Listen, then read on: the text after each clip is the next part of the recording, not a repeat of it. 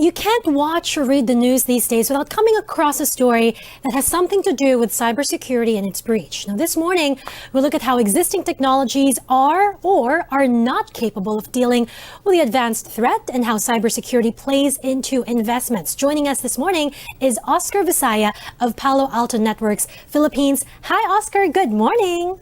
Good morning, Mimi. Thanks for having me. Great to have you. So, there's a cybersecurity truism that, people would love to pay for it the day after it has been breached. Do you think that there is awareness in the Filipino psyche about the importance of investing in cybersecurity? Yes, there is. And I think in the past that was probably the case, but now it has changed a lot. And as a matter of fact, if you look at businesses today, based on our research last February, their cybersecurity budget has actually increased between 2019 and 2020. So that is a showcase of how cybersecurity is becoming a very important element in their businesses. So I know that you guys did a new research and you shared some of them. What are the key points from that research that you did pre-COVID? That was back in February. Anything in particular that stands out? Yeah, so number one is the as I mentioned earlier, it's the budget that has increased. And even during the COVID-19, we work with our customers, and it hasn't changed. The projects, although they're delayed, they're still up there. The second one is really the confidence of businesses surveyed about their security posture, although they're not complacent. So because they understand that the cyber threat actors are playing a long game, and so they need to be prepared, specifically for new malwares and new threats that will come around. And the other good feedback coming from them is really the shift in terms of how they spend their budget on cybersecurity. So they're now allocating budgets for cloud security, cloud delivered security services, because as they have experience, it's easier for them to actually deploy it and embrace. And the second one is the investment in automation. Oscar, I want to direct your attention to two more interesting but very telling charts from that research, from your report. One is the confidence of companies in their cybersecurity investments, where the Philippines and Singapore come out as the most confident. I think we should shift the graphics to the confidence level. But are you is this a surprise that the Philippines and Singapore are most confident? And I guess the more important question is, do you think the Philippines is confident because we are really investing enough, or could this confidence be coming from some sort of lack of awareness from our part? Yeah, so if you look at the survey, it says here their confidence, about 77% of those surveyed actually very confident of their security posture right now based on current cyber threats. But as I mentioned earlier, they're not complacent because they understood that new threats will come anytime, right? And this is where they're investing budgets as well in terms of buying new technologies like machine learning and a branch of artificial technologies to help them out. Be proactive in hunting for these new threats that will befell their organization. And another interesting finding would be when it comes to perceived threats by market, for the Philippine market, malware is still our biggest fear. Yeah, so malware is still the number one threat that is wreaking havoc into businesses in the Philippines. And the thing here is that it's evolving and morphing very, very quickly because our cyber attackers are also using advanced technologies like machine learning to be able to morph them. And the challenge there is really how can organizations in the Philippines, and still a lot of companies in the Philippines are very manual when our cyber attackers are already very, very automated. So that's the reason why if you look at the budgets allocated, they're looking at automation to be able to handle this, new evolving malware. So if you look at the the COVID-19, right? So they're saying that the virus is evolving, right? And the vaccine will come in later on. But in the digital world, we cannot wait for like days or even months. It has to be real time. And as a matter of fact, there are now technologies that includes ours where you can now, protect organizations in real time against this new malware and new phishing. And Oscar, how are things changing on the buying side of security products? Well, yes, according to your research, 1 in 2 companies have increased their budget for cybersecurity, and 43% allocate majority of their IT budgets for cybersecurity. But do we have any idea of the total universe? What percentage of a company's total budget actually goes to IT or cybersecurity? Yeah, so close to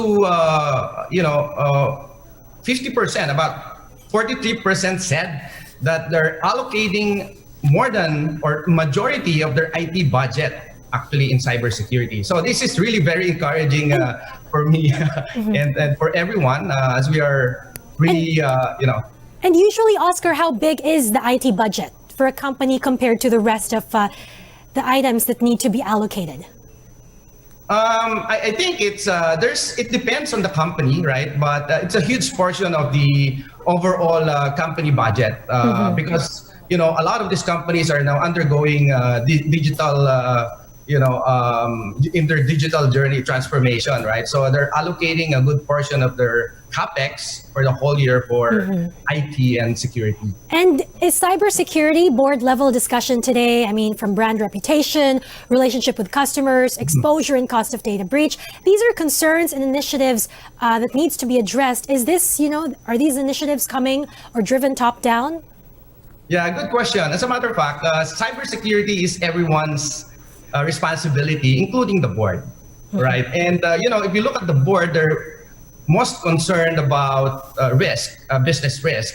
And because of the changing threat landscape, cybersecurity is now, cyber threats are now a big risk to the businesses. It can disrupt business. And that's the reason why I think the budget that was approved by the board is a manifestation, a showcase of their support to the cybersecurity programs of their businesses. And of course, as I mentioned earlier, the survey was done pre-COVID in February. Since then, we've seen companies forced to make a big shift to work from home, which essentially also shifts a lot of the responsibility and risk to the individual employees who are at home using their own internet connection, using their own laptops. How can companies help their individual employees protect themselves against these cyber risks? Yeah, so in March 14 or 15, when ECQ was announced in Metro Manila, right? So a lot of the businesses are not ready. So a lot of our customers we were talking to are not ready because they need now to support work from home, hundreds to thousands of employees. No?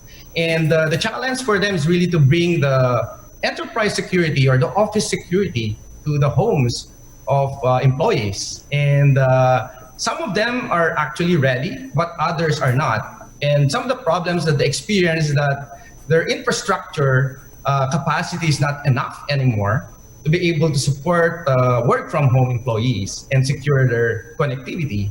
And this is the reason why they explored cloud delivered services in order to be able to provision very, very quickly. Because if they buy additional capacity, then the purchase process, the deployment process, etc. And this is also where we work with our customers to onboard them on our cloud delivered services and help them support work from home initiative. So Go ahead. So from the perspective of the employees, yes, they have to be more vigilant because it's really scary, right? So that's why my suggestion is that always encrypt your connection when you access confidential information in the corporation, and that's very, very good. Because sometimes, because of convenience, they turn it off, but they have to be always encrypted. Well, when you say encrypted, does this mean the use of VPNs? Yes, that's correct. Okay. So, Oscar, I've heard of horror stories of how hackers sell information like a package deal. For 50 pesos, you get a name, an address, and birthday. And I was thinking, who do they sell, these informations to? And I asked the tech expert yesterday, and he was saying, sometimes they sell this to financial institutions or to hackers who create false identities. And Yes. very rampant selling, even in some websites that we know very well. Yeah, it's cheap, and really, it's really very easy now to launch an attack, right? And with advancement in technology that are also being used by our attackers, then it's much easier. And with the socially connected world right now, it's also easy to reach out potential hackers, who can inflict damage to organizations. So yeah, I think vigilance is really what we need to look into. But at the same time, we need helpers in our organizations as well to be able to, leverage, automation to help humans, And protect, defend against machines, which are being leveraged by cyber attackers. And of course, it also helps to be careful to choose carefully where you plan to open your accounts. For example, for internet cafes, right? Because some of them could install that keylogger that can actually take note of your passwords when you leave. Even if you close your account, it's there already, right? Yes, that's correct. That's why we a lot of companies right now are subscribing to new frameworks where they really inspect any digital action by employees. No, it's not about you don't trust your employee. This is what we call the zero trust.